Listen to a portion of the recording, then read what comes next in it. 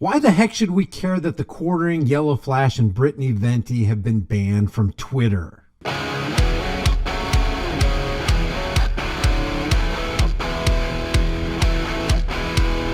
All right, guys, I wanted to go over this, not ad nauseum, because I know a lot of people have dealt with this with Eliza Blue and the Quartering and Brittany Venti and YellowFlash. But I wanted to quickly go over this because the core of this issue is censorship. Censorship, of course, we all know is cancer to any society. When you're censoring somebody, you're forcing them into silence. Censorship is quiet violence, forcing people into silence. People who don't want to go into silence. People who want to air their opinions and give their outlook and ask questions and be critical.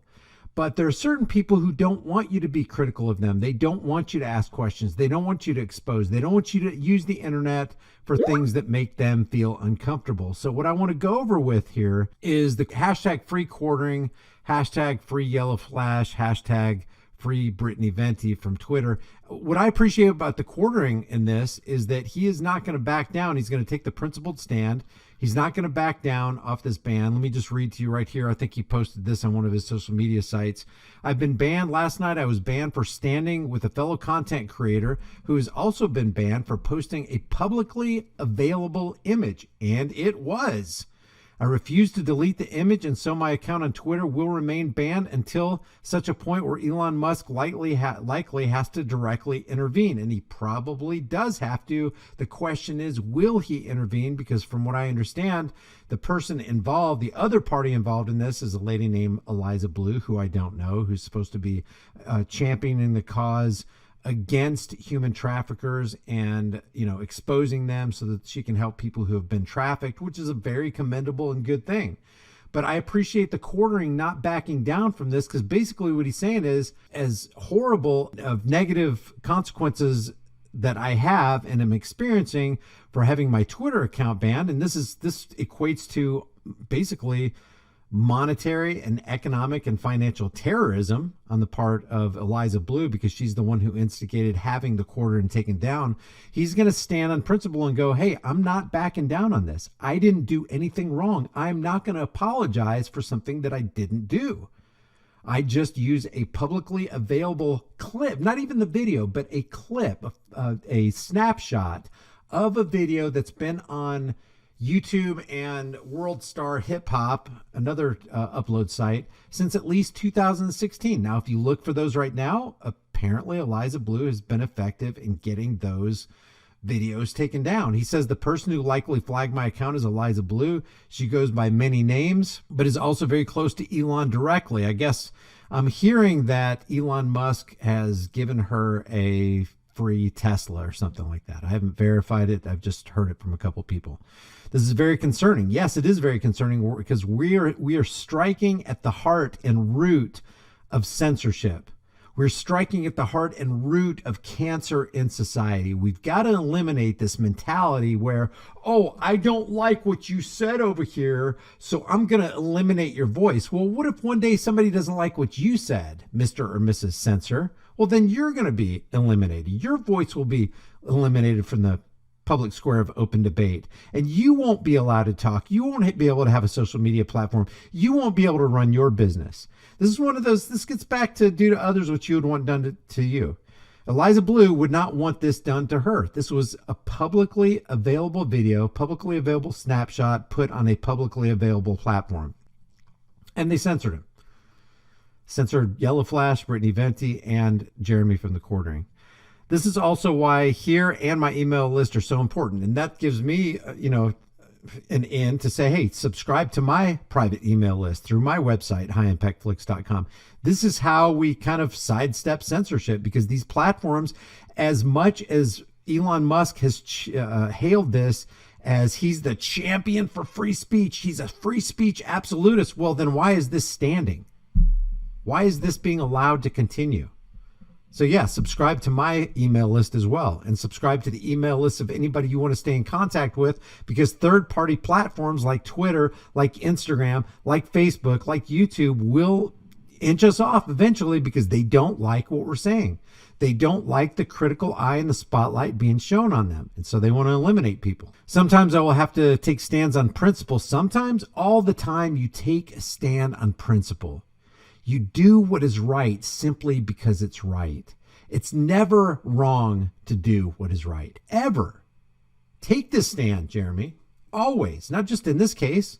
And, a lot of times taking a stand doesn't immediately benefit you. It would benefit him way more if he just goes, okay, I'm sorry, I apologize. Let me back on Twitter. I apologize for what I don't think that I did wrong. And then he goes back on Twitter and he goes about his merry way.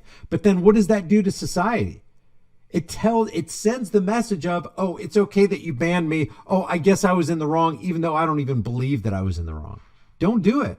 You need to stand on principle always, because it's the right thing to do. It's clearly wrong what Twitter's doing right here.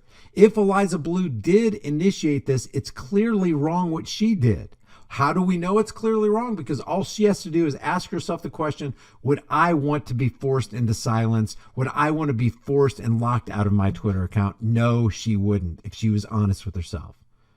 Now, if she's lying, she'll be like, oh, I don't mind. It doesn't bother me. Yeah, it bothers you. Everybody knows it.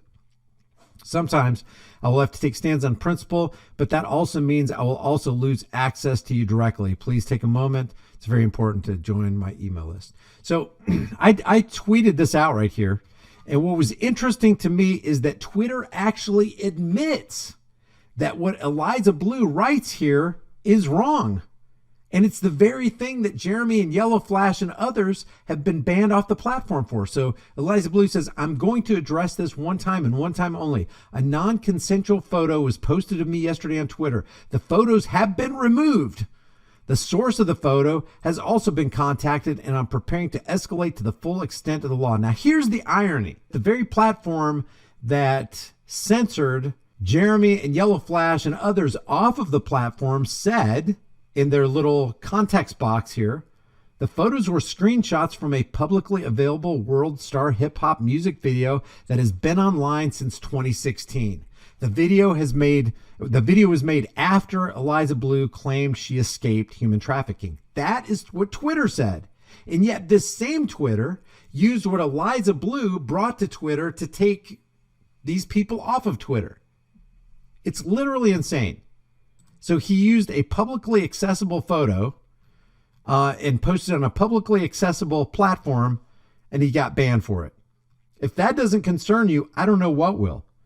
If it's true that censorship is poison, if it's true that censorship ruins societies, if it's true that censorship is the silent violence of pushing somebody in a corner that doesn't want to be pushed into a corner, or eliminating that voice from the open square of public debate, we got a serious problem here.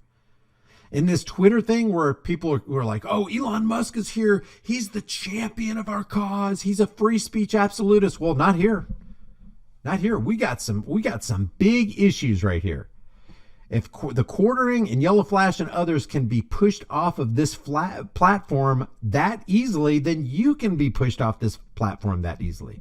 Which reminds me, make sure that you're subscribed to me over on Rumble. I just uploaded my first live stream over on Rumble just 4 hours ago, it says.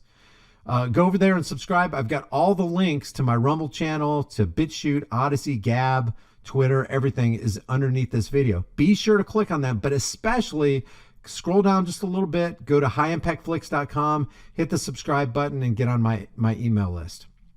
Also, real quick, there's from now until the 30th, there's a 20% off. And I drastically reduced the prices in my store right now. So the prices are going to be really, really good. But it's 20% off of everything in the store from today through the 30th. So get it while the getting's good. And there's over 110 designs, guys. 110 designs. You can find something to put on a shirt, hoodie, mug, cell phone case, whatever you want. So back to this, I just posting publicly accessible screenshots of a publicly posted fair use video got the Quartering and YellowFlash and others banned from Twitter. Who instigated the ban? Supposedly Eliza Blue. And if you go here, she's also blocking people too, which is kind of weird. A lot of people say, well, she's a really good person because she's trying to help the victims of human trafficking. That is a good thing, but it's a horrible thing to try to ban somebody Force them into silence. This is wrong on every level.